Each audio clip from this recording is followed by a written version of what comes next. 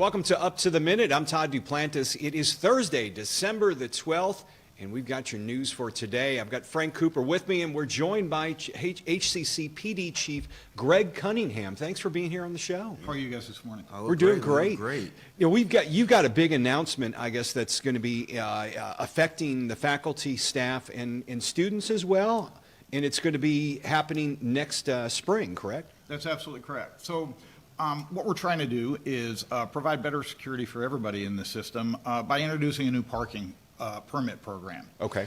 And the parking permit, we're going to start issuing them right now, but we're really going to start looking for them January 2nd when we all come back from the winter break. Okay. So in order to get the parking permit, is everyone going to need one? Who's it going to affect first? So we want everybody in our community and part of the Hcc family to have one. So it'll be faculty, students, and staff. Okay. All need to display them. We also have programs for our regular contractors and people that will be visiting campuses as well. Now, currently, in order to get a parking permit, you go into PeopleSoft for employees and faculty here, and you download or print out your parking permit. Is there a new procedure, and how does that work? Well, so the procedure is a little different, but it's going to feel very much the same. So what you'll do now is you'll go to the Hcc Police website. Okay. And on there, there's a button that says, I need a parking permit, or I need to pay a ticket, or whatever. And that will take you to this new parking website. And it's very intuitive from there. If you're asking for a permit, you click that button and you provide the information they need. And you'll be able to print your permit at the end of that, just like you do now. Now, what information will you need when you go to this website? Are you going to need your driver's license, registration? What exactly will you need to give you guys? So we're going to ask about a description of your vehicle, license plate numbers, and we're going to ask who your insurance carriers are. So that kind of information is really important to have.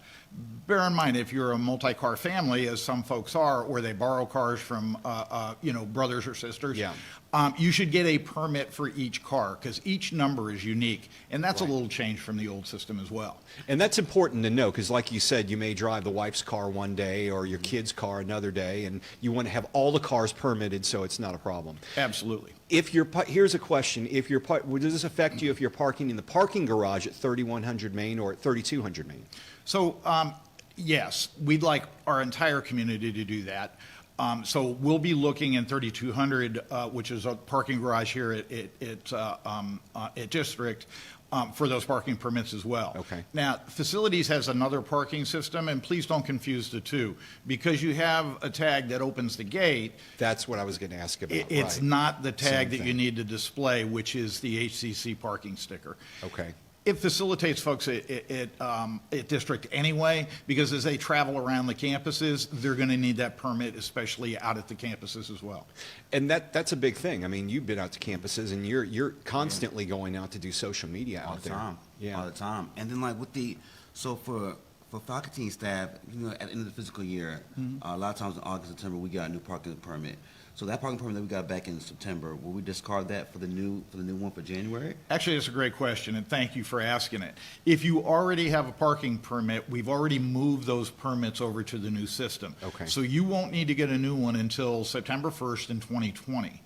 But if you don't have a permit, because either you've not needed one or for some reason you elected not to do that, I ask you, please go in. You can start right now today and get your permits, because on January 2nd we'll start looking for them. So that was my next question. You can go online today and just get it taken care of before you go to the holidays to make sure you're in the system. Absolutely. Okay.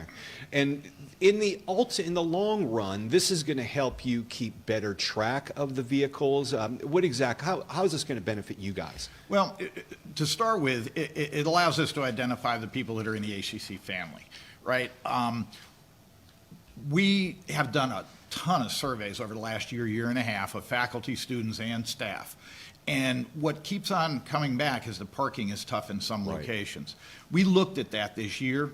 And what we're discovering is that there's people that aren't necessarily part of Hcc's family that are parking on Hcc lots. Our campuses are really close to mass transit, so parking and then running downtown on a train or whatever is really easy. Well, that's causing an inconvenience for our community because we don't have enough parking spaces for what we need to do. So this will help us identify who's a member of our family and belongs here and help us manage a little bit of those other issues. The other piece too is, sometimes things happen, right? Somebody bumps somebody else's car and damages it or whatever. By having that parking permit on your car, we know exactly whose car it is. Right. We can come to you right away and tell you what's going on or Yep. what the issues are. So it's really all about customer service and helping Sure. our community take care of itself. So the highlights of this is we're going to have a parking permit system, a new parking permit system. You can go online to the HCC PD website to get your register into the system and then download and print out your parking pass. Correct. All right. And you need to have something in place on your dashboard or hanging. You need to have it in place when we return after the winter break. That's correct. So just one point of clarity, we recognize that some of our students don't come back until mid-January. Yeah. So during January, we're going to be putting warning tickets out. Okay. Okay, warning tickets don't need to be paid, but they're a reminder that, hey, you haven't taken care of this yet, or you're not in the habit of displaying it when you park your car. Okay. So during January, we're going to be doing reminders, and in February, we're going to start issuing real tickets that cost money. And that's what was the next question. Yeah. You want to ask this about the ticket cost and all that? Yeah, so exactly what does the ticket cost in case students need to know and faculty and staff? Well, so parking without permit, if I recall, is a $10 ticket, Okay. okay? The issue becomes when you choose not to pay them, right? So we understand that, you may need to wait for another payday or whatever, so we give you 10 days to pay a ticket, but at a point in time where you're beginning to collect tickets and not paying them anymore, we will either boot or tow cars. Right. And then you can't use your car until your tickets are paid and your fines are paid. Absolutely. Chief Cunningham, thanks for joining us on the show and telling us about this new parking permit system. It's in the long run, it's going to be better for all of us as you were able to collect some more information to make sure we're all kept safe. Absolutely.